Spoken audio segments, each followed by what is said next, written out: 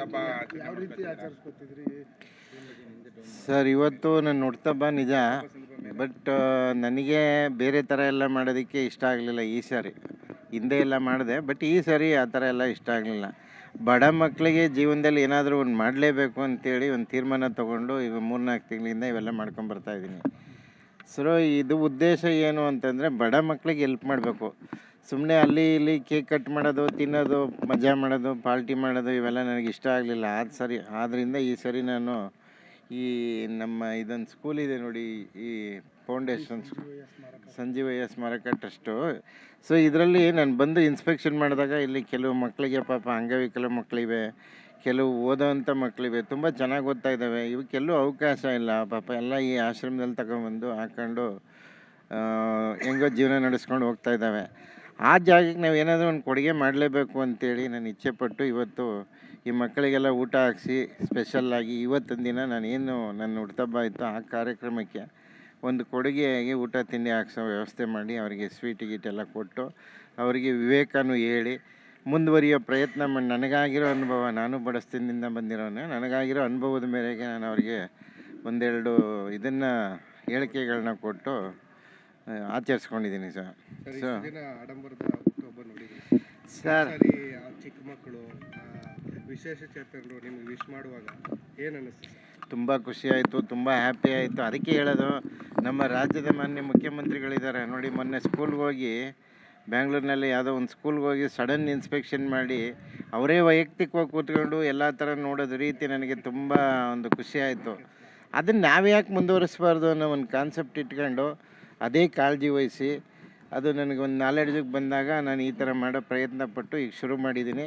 ಅನೇಕ ಮಾಡಿದ್ದೀನಿ ಹಿಂದೆ ಎಲ್ಲ, ಬಡ ಮಕ್ಕಳಿಗೆಲ್ಲ ಮಾಡ್ಕೊಂಡೇ ಬರ್ತಾಯಿದ್ದೀನಿ. ಲ್ಯಾಪ್ಟಾಪ್ ಕೊಡೋವಂಥ ವಿಚಾರ ಆಗ್ಬೋದು, ಅಥವಾ ವಿದ್ಯಾಭ್ಯಾಸಕ್ಕೆ ವೆಹಿಕಲ್ ಕೊಡೋವಂಥ ವಿಚಾರ ಆಗ್ಬೋದು, ಅವರಿಗೆ ತೊಂದರೆಗಳಿಗೆ ಫೀಸ್ ಕಟ್ಟುವಂಥ ವ್ಯವಹಾರದಲ್ಲಿ ಆಗ್ಬೋದು. ಸೊ ಇದನ್ನೆಲ್ಲ ಮಾಡ್ಕೊಂಡೇ ಬರ್ತಿದ್ದೆ. ಇದೊಂದು ಡಿಫ್ರೆಂಟಾಗಿ ಕಾಣ್ತು ನನಗೆ. ಏಕೆಂದರೆ ಆಶ್ರಮದಲ್ಲಿ ಮಕ್ಕಳು ಅವು ನೊಂದು ಬಂದಿರ್ತವೆ ಪಾಪ.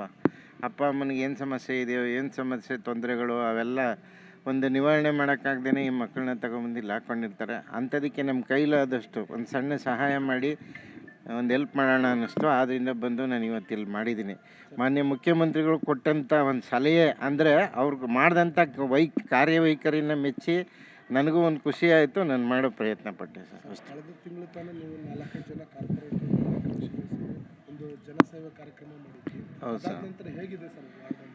ಸರ್, ವಾರ್ಡಲ್ಲಿ ತುಂಬ ಇಂಪ್ರೂವ್ಮೆಂಟ್ ಇದೆ. ಈಗ ಅಲ್ಲಿ ಕಾಂಗ್ರೆಸ್ ಅಂದರೆ ಏನು ಅಂತ ಗೊತ್ತಾಗೋಯ್ತು. 57ನೇ ನಂಬರ್ ವಾರ್ಡ್ನಲ್ಲಿ ಯಾರೂ ಇರಲಿಲ್ಲ, ಅಂಥ ವರ್ಕ್ ಮಾಡಿದವ್ರು ಯಾರೂ ಇಲ್ಲ. ಅಲ್ಲಿ ಪುಣ್ಯಾತ್ಮರು ಹಿರಿಯರಿದ್ದಾರೆ, ಅವರೆಲ್ಲ ನಾನು ಹೇಳ್ಸೋಕೆ ಹೋಗ್ತಿಲ್ಲ. ಬಟ್ ಆ ಕೆಲಸ ಮಾಡಲಿಲ್ಲ. ಯಾಕೆ ಮಾಡಲಿಲ್ಲ ಅಂತ ನನಗೆ ಗೊತ್ತಿಲ್ಲ. ಬಟ್ ನಾವು ಮಾಡಿದ ಮೇಲಂತೂ ಅಲ್ಲಿ ಜನನೂ ತುಂಬ ನಮ್ಮ ಬಗ್ಗೆ ಒಂದು ಒಳ್ಳೆ ಕಾಳಜಿ ಇಟ್ಟು ಈಗ ಕಾಂಗ್ರೆಸ್ನೇ ತರಬೇಕು ಅಂತೇಳಿ ಜನ ಡಿಸಿಷನ್ ತೊಗೊಂಡಿದ್ದಾರೆ. ಅದನ್ನು ನನ್ನ ಹೇಳಿಕೆ ಅಲ್ಲ, ವೈಯಕ್ತಿಕವಾಗಿ ಜನನೇ ಸಲಹೆ ಕೊಡ್ತಾರೆ ನಿಮಗೆ ಅಲ್ಲಿ ಹೋದರೆ.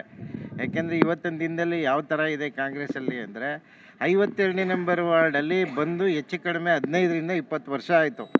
ಈವರೆಗೂ ಕಾಂಗ್ರೆಸ್ ಬಂದಿರಲಿಲ್ಲ. ಇವತ್ತಿಗೆ ಚುನಾವಣೆ ಏನಾದ್ರು ನೋಡಿದ್ರೆ 57ನೇ ನಂಬರ್ ಖಂಡಿತವಾಗ್ಲೂ ಕಾಂಗ್ರೆಸ್ ಬಂದೇ ಬರುತ್ತೆ.